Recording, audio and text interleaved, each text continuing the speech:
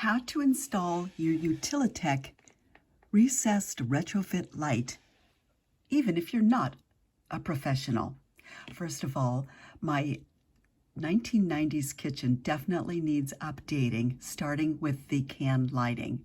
So I pulled out my ladder and a slot edge screwdriver, and I was set to work.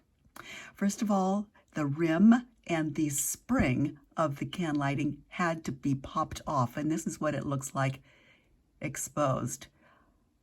I'm unpacking the box now, and at Lowe's for $75, I picked up 6 can lighting fixtures with the spring attachment and the screw-in light bulb that exactly popped into each of the 4 settings that I needed for kitchen lighting.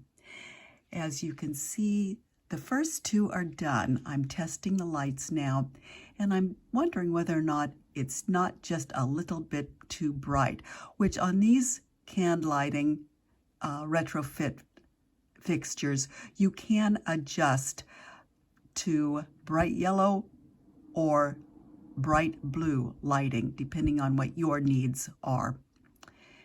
As you can see here, I am testing the yellow light versus the white light. I'm leaving the white light exposed so I can readjust it.